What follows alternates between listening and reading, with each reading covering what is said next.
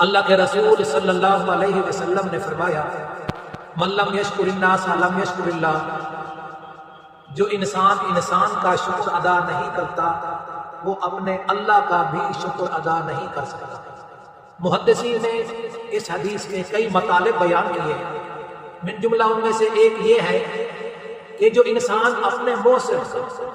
شکر ادا نہیں کرتا، جس نے اس کے ساتھ اچھے معاملات کیے، احسانات کیے، اس کا انکار کرتا ہے جبکہ وہ سامنے موجود ہے، تو اس انکار کی عادت کی بنا پر وہ اپنے اللہ تعالی کا بھی ناشکرا بن جائے گا۔